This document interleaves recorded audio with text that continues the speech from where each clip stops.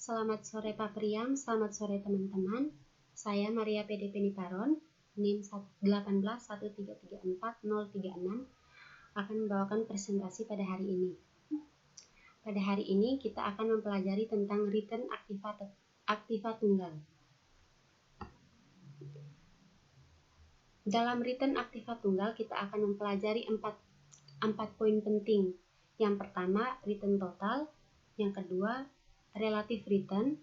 Dan yang ketiga, cumulative return. Serta yang keempat, return expectation. Return merupakan hasil yang diperoleh dari investasi.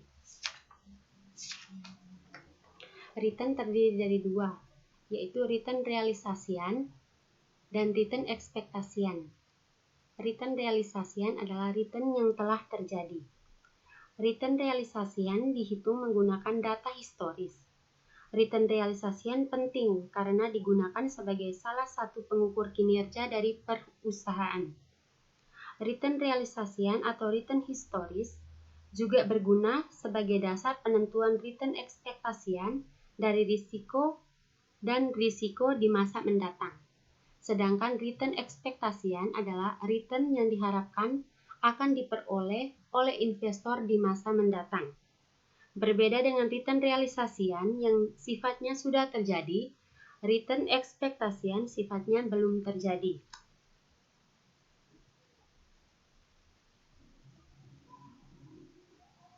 Yang berikut pengukuran return realisasian. Dari sekian banyak pengukuran return realisasian, kita fokus ke 3 dari 4 poin yang akan kita bahas pada hari ini yang termasuk dalam pengukuran return realisasian, yaitu yang pertama return total, yang kedua relative return, dan yang ketiga cumulative return. Return total. Return total adalah keseluruhan return dari suatu investasi dalam suatu periode tertentu. Return total biasanya disebut dengan return saja. Return total terdiri dari capital gain atau capital loss dan yield. Rumus return total adalah return sama dengan capital gain atau capital loss ditambah yield. Capital gain atau capital loss merupakan selisih dari harga investasi sekarang relatif dengan harga pada periode yang lalu. Rumusnya, capital gain atau capital loss sama dengan PT kurang PT kurang 1 per PT kurang 1, di mana PT adalah harga investasi sekarang dan PT kurang 1 adalah harga investasi periode lalu. Jika harga investasi sekarang lebih tinggi dari harga investasi periode lalu, berarti terjadi keuntungan modal atau kita sebut dengan capital gain. Sebaliknya, jika harga investasi sekarang lebih rendah dari harga investasi periode lalu, berarti terjadi kerugian modal atau yang kita sebut dengan capital loss. Yield. Yield merupakan persentase penerimaan kas periodik terhadap harga investasi periode tertentu dari suatu investasi. Untuk saham, yield adalah persentase dividen terhadap harga saham periode sebelumnya.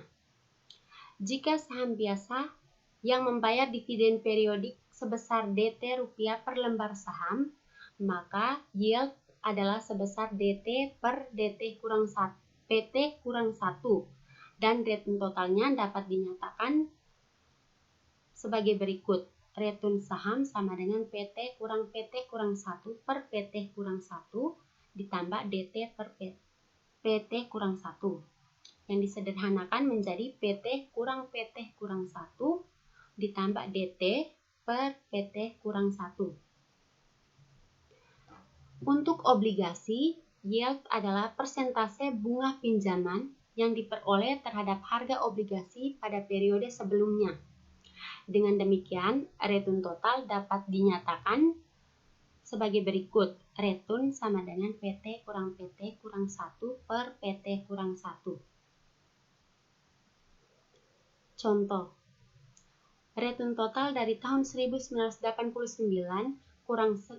sampai 1996 dari saham PTA yang membayar dividen tahunan ditunjukkan pada tabel berikut. Teman-teman diharapkan untuk memperhatikan tabel.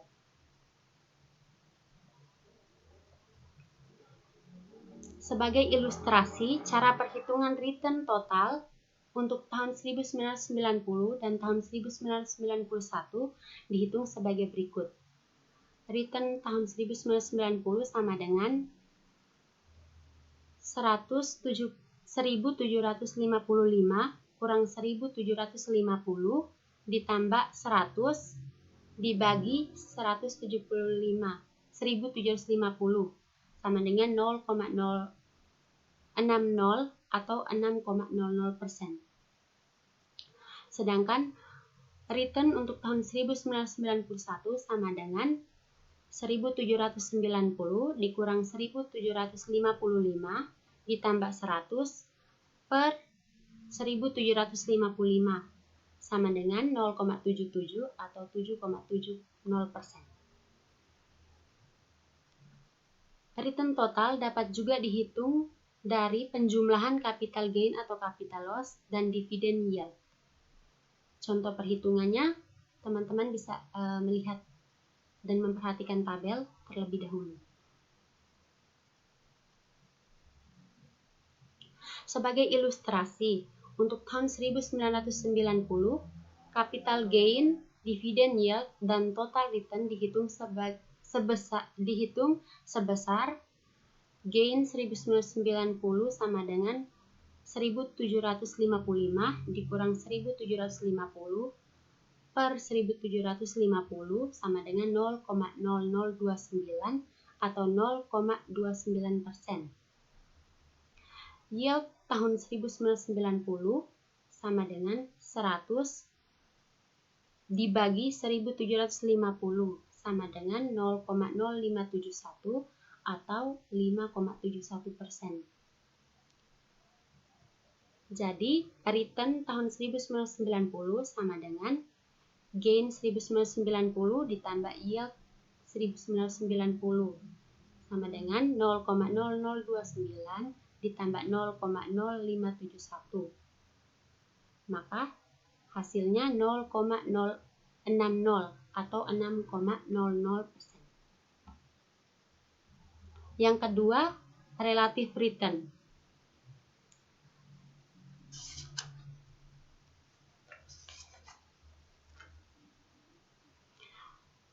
Relative return dapat digunakan yaitu dengan menambahkan nilai 1 terhadap nilai return total.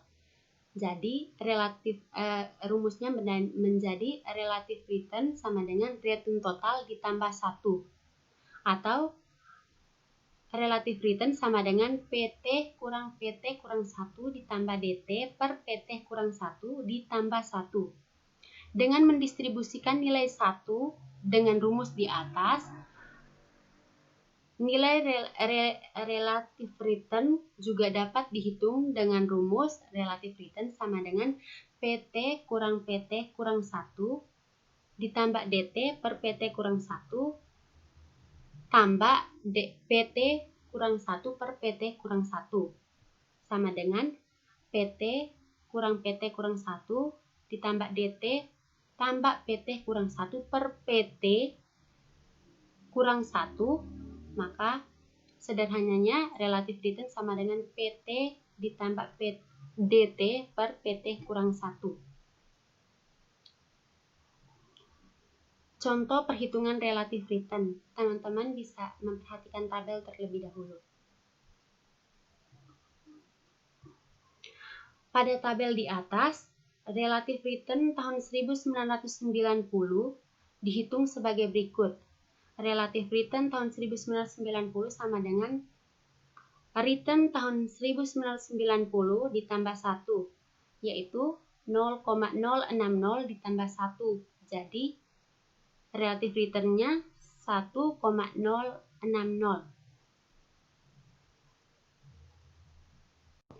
Jadi, relative return tahun 1990 sama dengan harga saham tahun 1990 dikurang dividen tahun 1990 dibagi harga saham tahun 1989 sama dengan 1755 ditambah 100 dibagi 1750 sama dengan 1,060. Yang ketiga, kumulatif return. Return total mengukur perubahan kemakmuran, yaitu perubahan harga dari saham dan perubahan pendapatan dari dividen yang diterima. Return total hanya mengukur perubahan kemakmuran pada waktu tertentu saja, dan tidak dapat mengukur total dari kemakmuran yang dimiliki. Maka, untuk mengetahui total kemakmuran, kita menggunakan indeks kemakmuran kumulatif. Indeks kemakmuran kumulatif mengukur akumulasi semua return mulai dari kemakmuran awal atau KK0. Pengukurannya sebagai berikut. IKK sama dengan KK0 dikali 1 tambah R1 dikali 1 tambah R2 dikali 1 tambah Rn, di mana IKK adalah indeks kemakmuran kumulatif mulai dari periode pertama sampai ke N. KK0 sama dengan kekayaan awal, biasanya digunakan nilai Rp1, dan return RT yang berarti return periode ke T, mulai dari awal periode sampai ke akhir periode.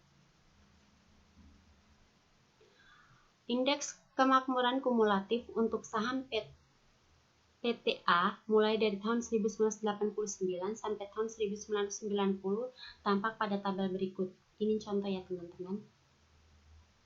Kita perhatikan terlebih dahulu tabelnya.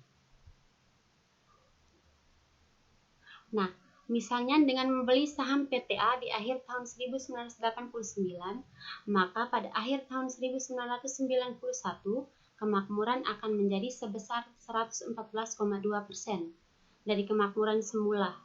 Perhitungannya, IKK tahun 1991 sama dengan 1 dikali 1 tambah 0,00 dikali 1 tambah 0,060 dikali 1 tambah 0,077 sama dengan 1,142 dikali 100% sama dengan 114,2%. Atau jika saham dipertahankan lagi, maka pada akhir tahun berikutnya akan menjadi sebesar 125% dari nilai semula di akhir tahun 1990 dengan perhitungan sebagai berikut. IKK tahun 1992 sama dengan 1 dikali 1 tambah 0,060 dikali 1 tambah 0,077 dikali 1 tambah 0,095. Hasilnya sama dengan 1,250 dikali 100% sama dengan 125%. Indeks kemakmuran kumulatif juga dapat diperhitungkan berdasarkan nilai-nilai komponennya, yakni IKK sama dengan PHK dikali YK, di mana IKK adalah indeks kemakmuran kumulatif, PHK adalah perubahan harga kumulatif, dan YK adalah yield kumulatif. Contohnya, tabel berikut menunjukkan hasil perhitungan IKK, indeks kemakmuran kumulatif, yang dihitung dari perkalian perubahan harga kumulatif dengan yield kumulatif. Diperhatikan terlebih dahulu tabelnya.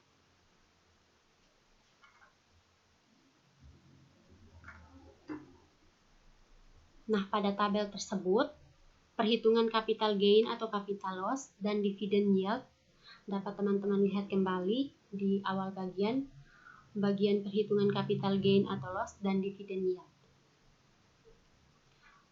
Nah, sebagai ilustrasi perhitungan harga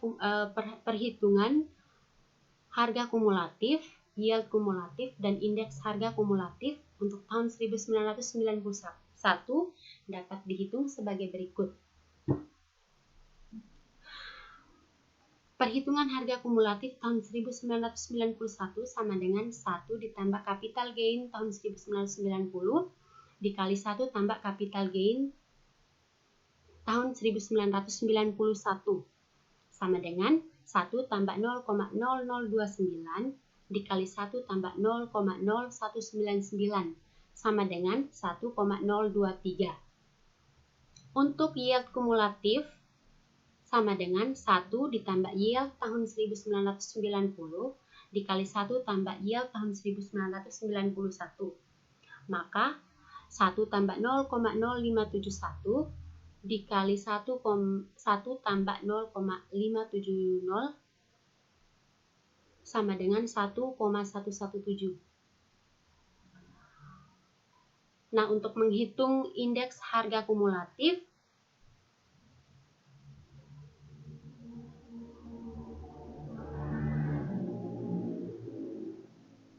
maaf teman-teman, untuk menghitung indeks kemakmuran kumulatif tahun 1991, maka kita menggunakan rumus perhitungan harga kumulatif tahun 1991 dikali yield kumulatif tahun 1991.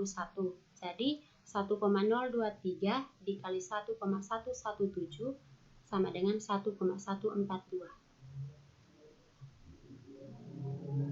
Yang keempat, return expectation. Return expectation adalah pengembalian yang diharapkan akan didapat oleh investor di masa yang akan datang. Return expectation merupakan return yang digunakan untuk pengambilan keputusan investasi. Return expectation penting karena return expectation merupakan return yang diharapkan dari investasi yang akan dilakukan. Return expectation dapat dihitung berdasarkan beberapa cara, yaitu yang pertama berdasarkan nilai ekspektasian masa depan, yang kedua berdasarkan nilai-nilai return historis, dan yang ketiga berdasarkan model return ekspektasian yang ada. Yang pertama berdasarkan nilai ekspektasian masa depan.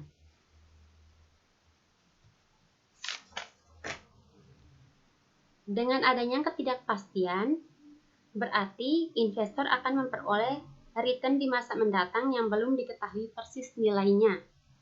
Untuk ini, return yang akan diterima perlu diestimasi nilainya dengan segala kemungkinan yang dapat terjadi. Dengan mengantisipasi segala kemungkinan yang dapat terjadi, berarti bahwa tidak hanya sebuah hasil masa depan atau outcome yang akan diantisipasi, tetapi perlu diantisipasi beberapa hasil masa depan dengan kemungkinan probabilitas terjadinya. Berurusan dengan ketidakpastian tersebut, berarti distribusi probabilitas dari hasil-hasil masa depan perlu diketahui. Nah, distribusi probabilitas merupakan satu set dari kemungkinan outcome atau hasil masa depan dengan masing-masing outcome dihubungkan dengan probabilitas kemungkinan terjadinya. Distribusi probabilitas ini dapat diperoleh dengan cara estimasi secara subjektif atau berdasarkan dari kejadian sejenis di masa lalu yang pernah terjadi untuk digunakan sebagai estimasi. Return expectation dapat dihitung dengan menggunakan metode nilai ekspektasian masa depan, yaitu mengalihkan masing-masing hasil masa depan atau outcome dengan probabilitas kejadiannya dan menjumlah semua produk perkalian tersebut. Secara sistematika, return expectation, metode nilai ekspektasian masa depan, dapat dirumuskan sebagai berikut. Return expectation suatu aktiva atau sekuritas ke I sama dengan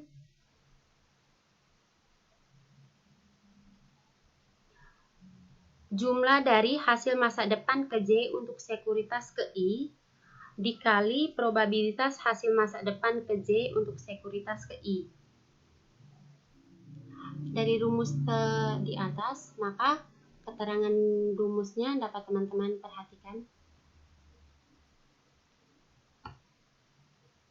Nah, contohnya berikut merupakan 5 buah hasil masa depan dengan probabilitas kemungkinan terjadinya untuk masing-masing kondisi ekonomi yang berbeda.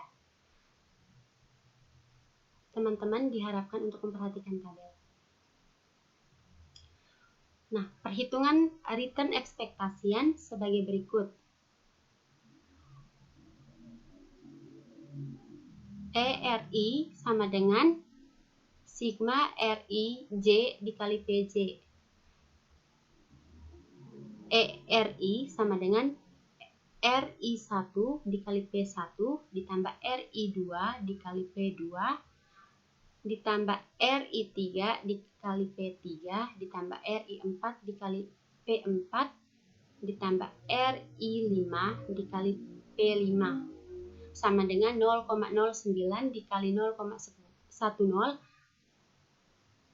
kurang 0,05 dikali 0,15 ditambah 0,15 dikali 0,25 ditambah 0,25 dikali 0,20 ditambah 0,27 dikali 0,30 sama dengan 0,152 dikali 100% sama dengan 15,2%.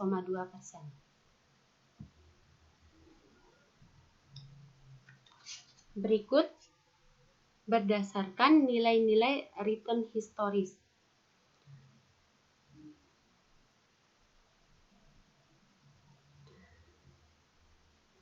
Kenyataan menghitung hasil masa depan dari probabilitas merupakan hal yang tidak mudah dan bersifat subjektif. Akibat dari perkiraan yang subjektif ini, ketidakakuratan akan terjadi. Untuk mengurangi ketidakakuratan ini, data historis dapat digunakan sebagai data ekspektasian.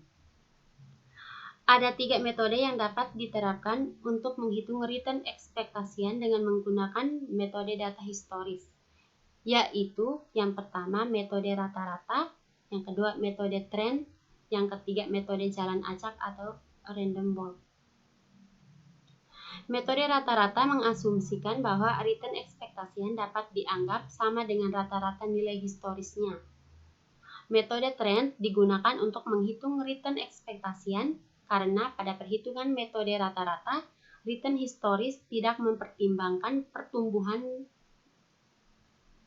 dari return-returnnya. Jadi, jika pertumbuhan diperhitungkan, maka return ekspektasian dapat diperhitungkan dengan metode ini, yaitu metode tren.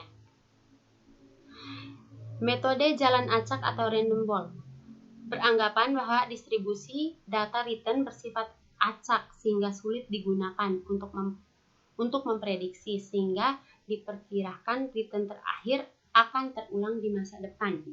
Dengan demikian, metode ini memprediksi bahwa return ekspektasian akan sama dengan return terakhir yang terjadi. Dari ketiga metode tersebut, metode yang terbaik tergantung dari distribusi data return-nya. Jika distribusi data return mempunyai pola trend, maka metode trend mungkin akan lebih baik. Sebaliknya, jika distribusi data return yang tidak mempunyai pola atau acak, maka metode rata-rata atau random walk akan menghasilkan return ekspektasian lebih cepat. Contoh berikut merupakan 5 periode terakhir return mingguan histori sebagai berikut. Nah, return ekspektasian dapat dihitung sebagai berikut. Dengan menggunakan metode rata-rata berarti ERI sama dengan 0,30% ditambah 0,40% ditambah 0,05% ditambah 0,20% ditambah 0,25% dibagi 5 sama dengan 0,24%. Yang kedua, dengan metode tren akan dihasilkan ERI sama dengan 0,35%. Dan dengan menggunakan metode random walk atau jalan acak, maka nilai return ekspektasian adalah nilai terakhir yang terjadi. Pada tabel nilai terakhir yang terjadi sama dengan 0,25%. Yang terakhir, berdasarkan metode return ekspektasian yang ada.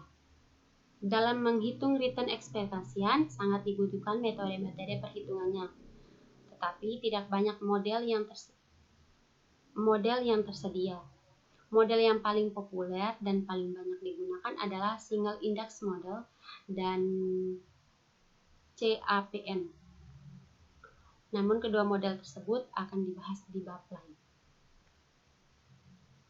Sekian presentasi saya pada hari ini. Mohon maaf apabila ada kesalahan pengucapan, kurang jelas dalam menjelaskan, dan kesalahan pengetikan. Semoga penjelasan saya hari ini dapat dimengerti oleh teman-teman sekalian. Terima kasih.